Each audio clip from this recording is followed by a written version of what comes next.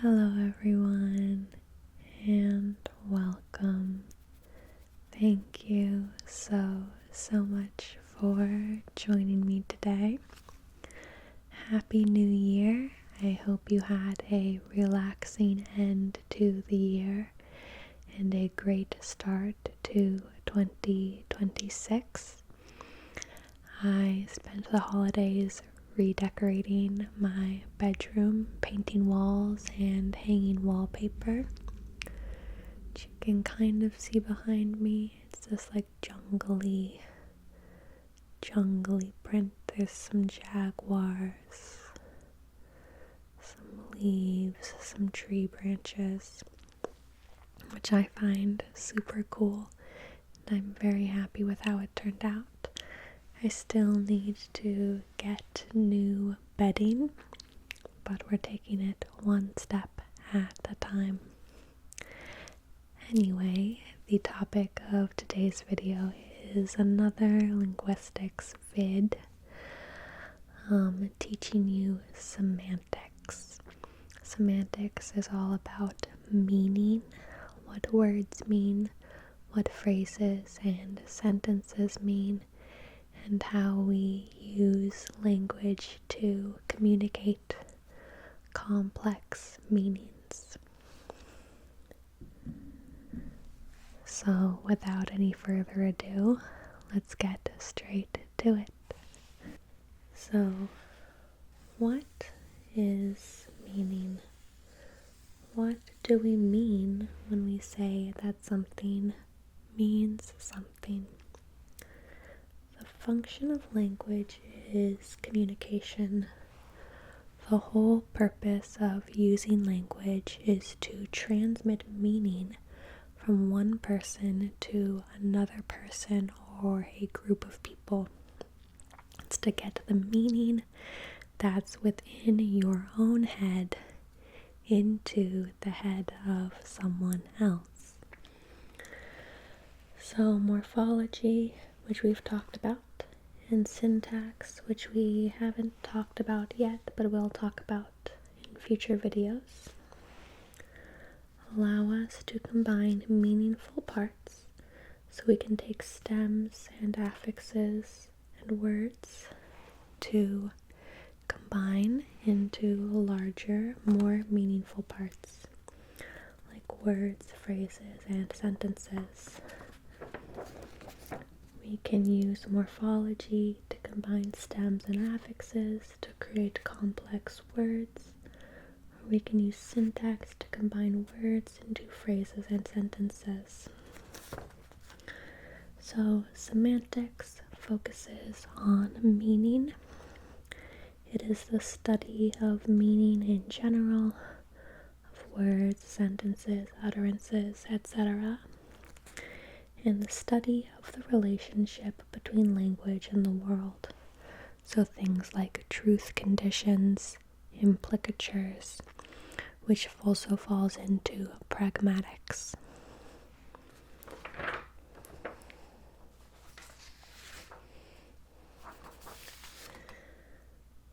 Semantics is comprised of both lexical semantics, which looks at the meaning of words, and compositional semantics, just the meanings of phrases and sentences.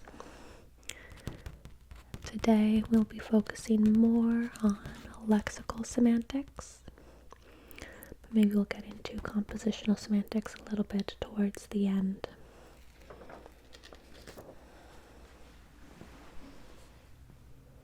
So first, when you think of the word dog, what does the word dog mean to you?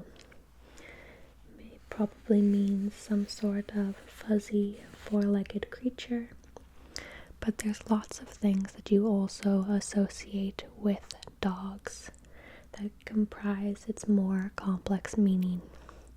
You may think of giving your dog a bowl of food, getting dog hair off your furniture, that dogs are typically thought to not like cats, maybe even a wet dog smell.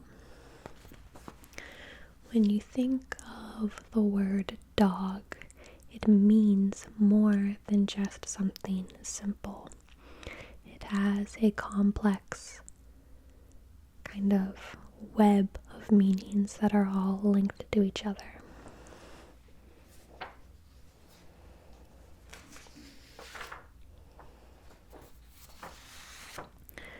A word's meaning is comprised of its sense and its referent. A sense is the mental representation of an expression's meaning. So all of those things that you think when you think of the word dog are part of that word's sense. Now, a referent is the specific entity in the world to which some expression refers. So a sense of the word dog is your mental picture of a dog. A referent is an actual real life dog that thing points to. When I say dog, I can point to a real world thing and say that is a dog. The reference is the collection of all referents in an expression. So the entire category, the entire group of things that can be pointed to as an example of the word dog.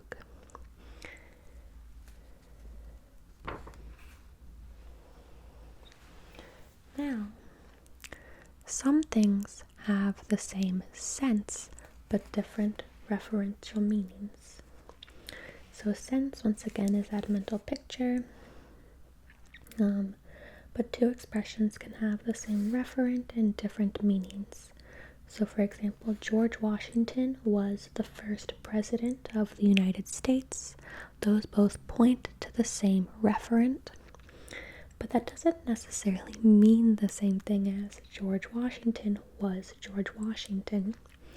Remember, a word's sense is comprised of many different complex associated meanings. So one meaning that comprises the bigger meaning of George Washington is that he was the first president of the United States. So this sentence is meaningful, but this sentence is not, even though they both point to the same real world referent. Similarly, you can say Al Gore nearly became the 43rd president of the United States, but you couldn't say Al Gore nearly became George Bush, because once again, this phrase and this phrase have the same referent, but slightly different senses.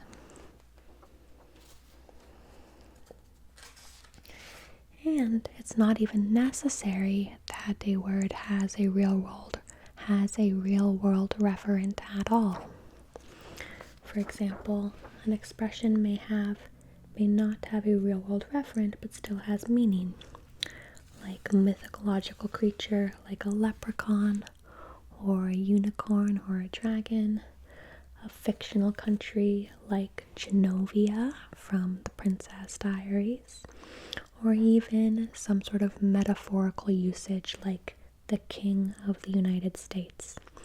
Each of these words or phrases have a sense, they have a mental picture, they have a mental representation. However, they don't have a real world referent, and that's okay.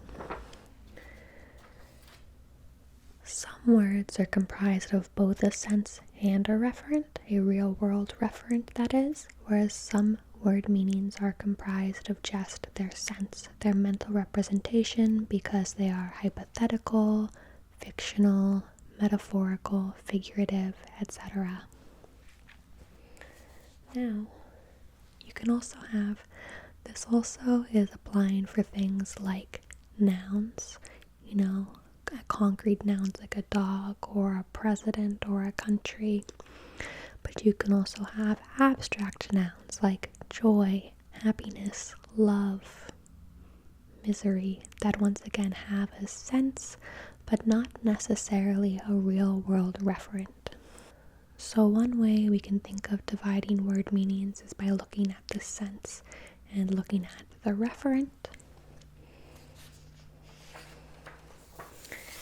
We can also think of word meanings as comprised of connotation and denotation. You may have heard these words before. The denotation is the linguistic meaning, otherwise known as the referential meaning. This is the relationship between the word and the item in the word that it denotes or that it represents. Whereas connotation is made of social and affective meaning. So we see here that there is a tree that makes up a word's meaning. It splits into denotation and connotation. And from there, connotation splits into social and affective. So the referential meaning or the denotation tells you information about the real world item or the real world concept that something denotes. The social meaning tells you something about the speaker and their background, and we'll get into some examples. Whereas the affective meaning tells you something about the speaker's attitude or emotions regarding that object or concept they are referring to. So words can share referential meanings but have different social or affective meanings, essentially meaning they have different connotations. So for example, sneakers or trainers have the same denotation. They refer to the same real-world object. However, they have different social meanings. If someone says sneakers, it tells you that they are a speaker of American English. And if someone says trainers, it tells you that they are a speaker of British English. Similarly, a word may have different affective meanings, meaning that they share a denotation but tell you something different about a speaker's attitude. If 3 different speakers call the same event a demonstration, a protest, or a riot, it tells you something about what that speaker thinks about that event that took place. Similarly, 3 speakers might refer to the same thing as a smell, a fragrance, or an odor, and that tells you that those 3 speakers all have different attitudes regarding that same thing.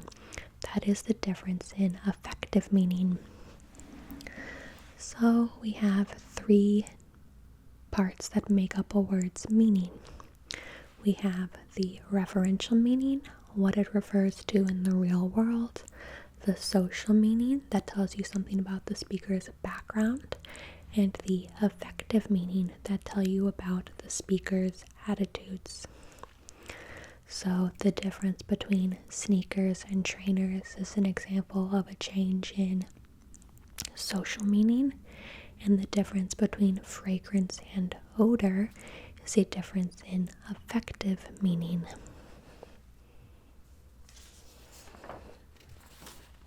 Now, let's get a little bit more into lexical semantics. This is the meaning of content words as opposed to grammatical words. Grammatical words or function words are things like of, and, because that serve a syntactic purpose. However, they don't have a sense or a referent. They are purely there for grammatical purposes in order to make a grammatical utterance. So, when we're looking at lexical semantics, we're asking the question, what does language and word meaning tell us about how we think, categorize, and make sense of the word around us, of the world around us? How do we use words to communicate meaning, and how do we use words to make sense of our own world?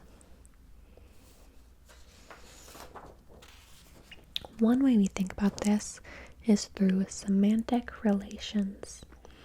So this is the way that words relate to each other and the semantic relationships that words have with each other.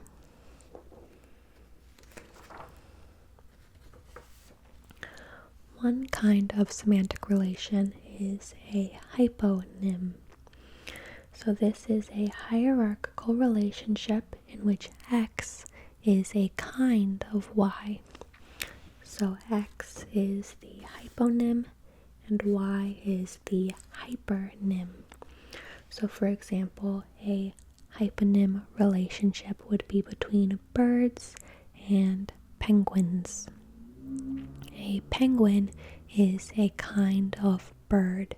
Therefore, bird is the hyponym and penguin is the hypernym. And then we can have this layered up and up and up and up, where penguin is a kind of bird and birds are a kind of animal and animals are a kind of organism, so on and so forth. So that allows us to put words into categories and relate and make sense of the relationship between those words and the things that that word might be able to represent. So for example, bird is a broad category, but we know that it comprises all the different kinds of birds. More examples of hyponyms are things like shapes, where a triangle is a kind of polygon, a dog is a kind of animal. We might have something like tools, a hammer is a kind of tool. We can also have hyponyms and hypernyms for verbs, not just nouns. We might say that boil or roast or simmer are kinds of cooking, are kinds of cooking terms. And once again, we can layer this. A poodle is a kind of dog, which is a kind of mammal, which is a kind of animal.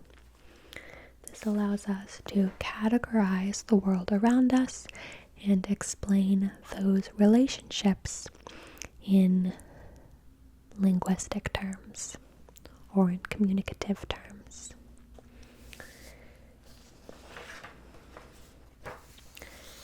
Another kind of semantic relationship is a meronym, in which the referent is part of another item. So for example, your finger is part of your hand. Finger and hand are meronyms. And then your fingernail is part of your finger, which is part of your hand. These are all meronyms. A day is a part of a week. A leg is a part of a table, and a wheel is a part of a car. The referent is a part of another word.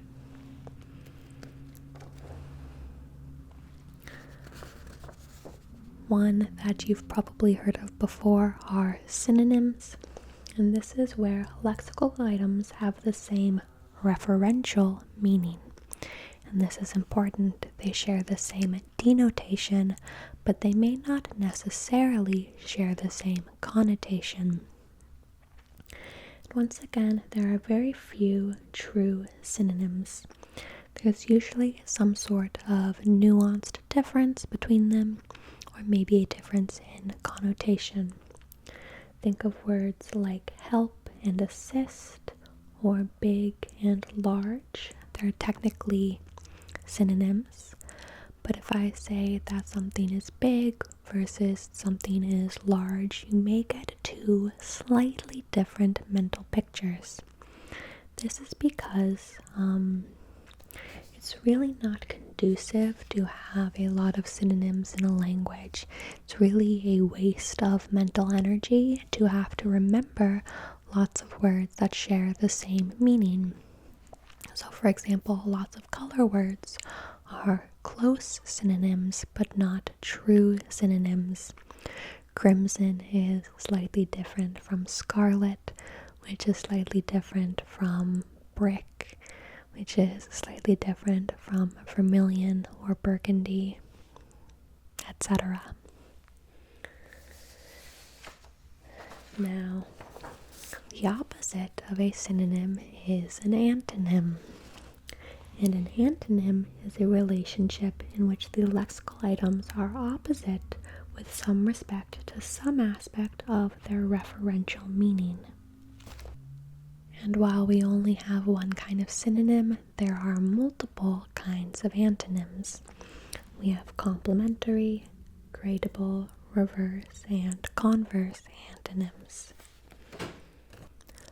Complementary antonyms are a relationship in which the denial of one implies the assertion of another.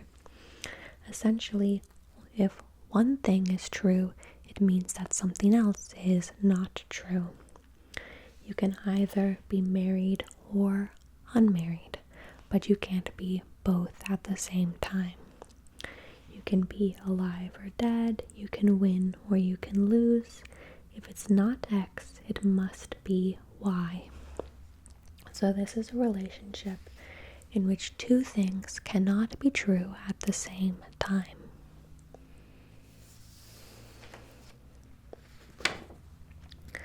Gradable antonyms are a relationship in which the meanings are opposite, but they lie on a spectrum. So examples like hot and cold, big and small, wet and dry. This primarily applies to adjectives. So we're saying if it's not X, it might be Y, but how Y is it? If it's not cold, it might be hot, but how hot is it? If it's not big, it might be small, but how small is it? Big and small are opposites, but there is a range within the ends of the spectrum. Those are gradable antonyms.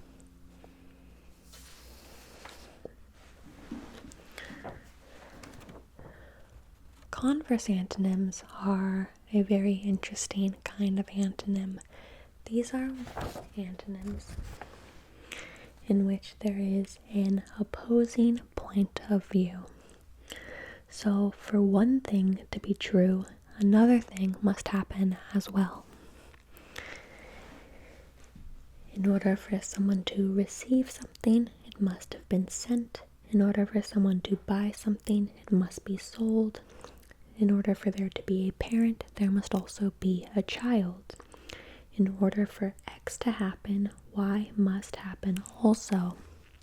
So these two words have a very close relationship with each other, where we might think of them as opposites, but in order for one to exist, the other must exist as well. If there is an employer, it means there must be an employee. If there is a seller, there must be a buyer, so on and so forth.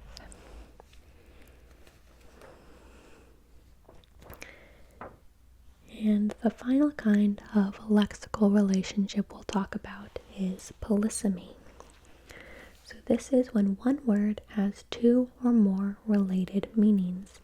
So for example, if I say the word leg, I might be referring to like a drumstick, the leg of a chair, a pant leg, the actual leg of an animal or a human. I also might say something like mouse, and maybe that refers to a small and fuzzy creature, or maybe it refers to my computer mouse. Polysemous words are words that have related meanings, but not actually the same real world word referent. Maybe they come from a similar word origin. Maybe one word evolved because it is a branch off of another word. But they share similar senses, but different reference. Once again, not the same sense, but similar senses.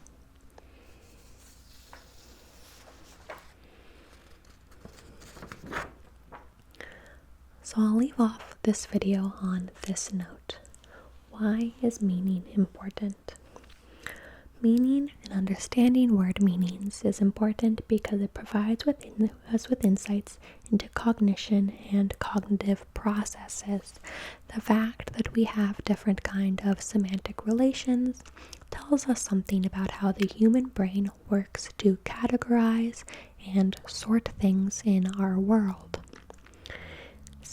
If you work in translation or interpretation, you'll know the importance of denotation versus connotation, where two words might have the same real world referent, but have different nuances, which provides us with challenges when we try to make a faithful translation.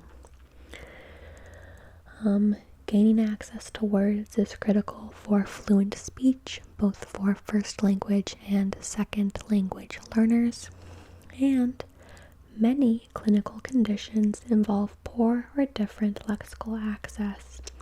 So if someone is suffering from aphasia, developmental word finding disorders, language impairment, or stuttering, these are all considered word finding disorders, or these are conditions that involve different lexical access, where a speaker may be struggling to access a word's meaning within their mental lexicon.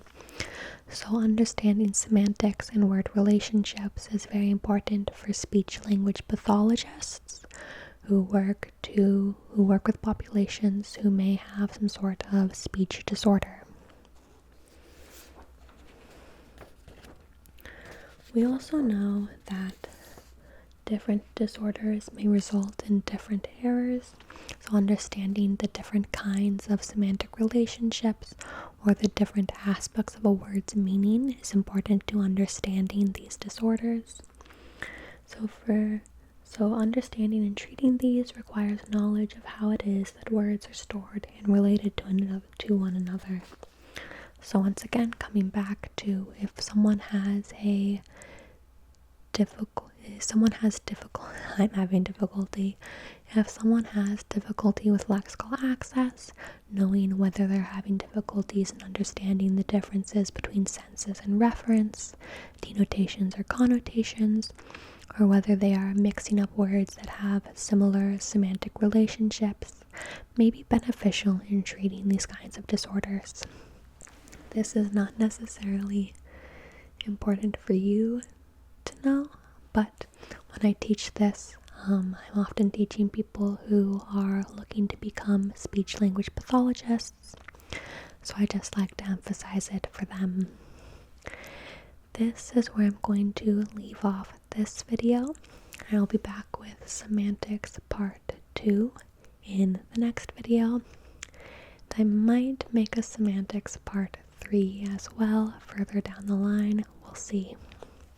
For now, thank you so much for watching. I hope you enjoyed this video, and I'll see you in the next one. For now, good night.